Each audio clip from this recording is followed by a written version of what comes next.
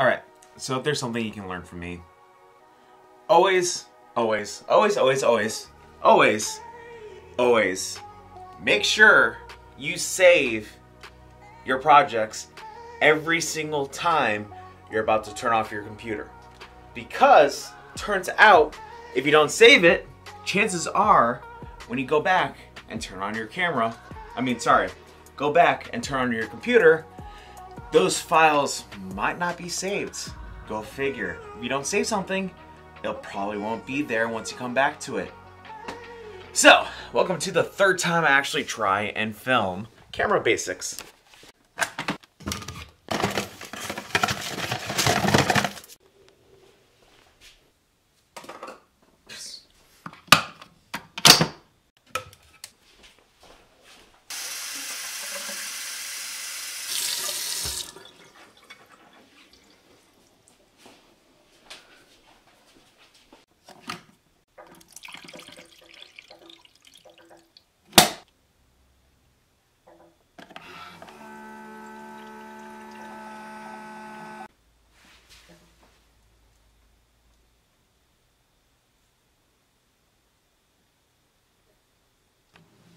Alright, so when it comes to camera basics, simple of the simple.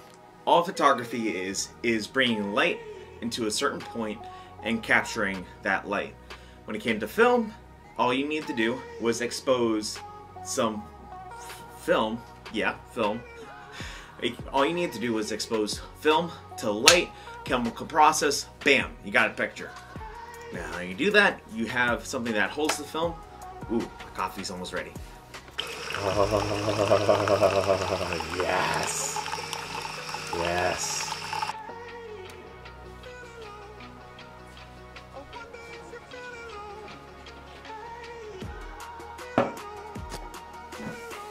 Alright, so when it really comes down to talking about camera basics, all you're doing is you have a body that's holding either a sensor or film. From there, you're taking a lens to manipulate the light from outside, focusing to either that film or the sensor to capture whatever it is you're trying to capture. That's essentially how everything works. So you got three things. You have ISO, you have shutter speed, and you have aperture. Those three things, how should I put this? Those three things together in unison create what's called proper exposure for that sensor or your film, either way. So when it comes down to ISO, back in the film days, ISO just comes down to how sensitive that film is to light. The more sensitive it is, the less light is needed to create an image. Same thing with the sensors in digital photography. When it comes to raising your ISO in your camera, all you're doing is all you're doing is putting more sensitivity into your camera sensor. Actually, I think the couch was a little more comfy, so let's head up there. So now let's talk about shutter speed. Shutter speed, think of it kind of like a veil for that sensor. Now, in most DSLR cameras, you have a mirror that goes in and out in front of the sensor. When it comes to mirrorless photography, it's more of a mechanical shutter that goes up and down. All it's doing is it's opening up, exposing that sensor, and then cutting back down to remove light being exposed to the sensor.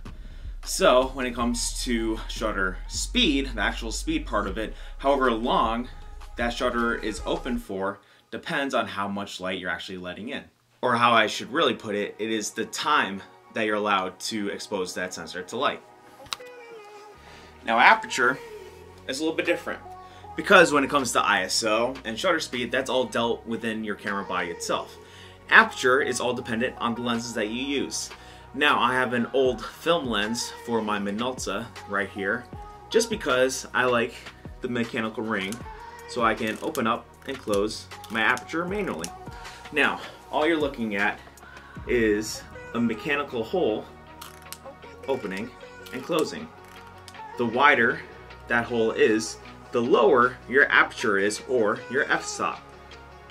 The smaller that hole is, the higher your aperture or your f-stop is, and the less light that's being let in. This helps as far as focusing your object.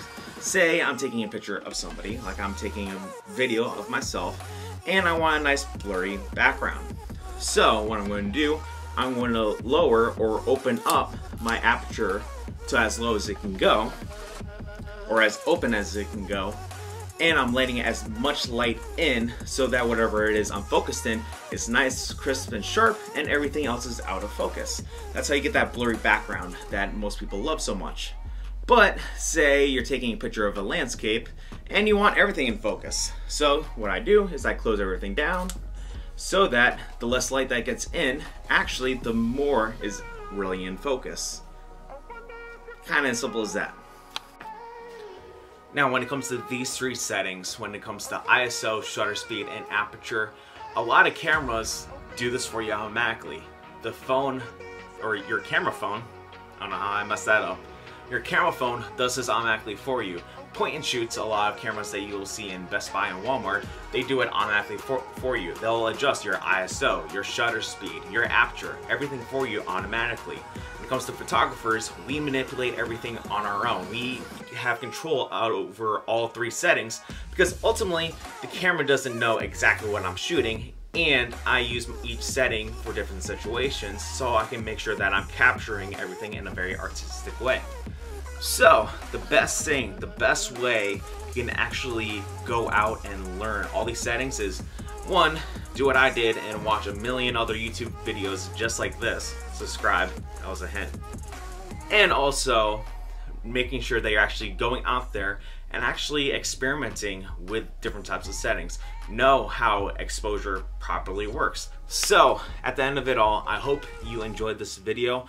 I'm going to throw it together real quick because I was supposed to get this video done much sooner.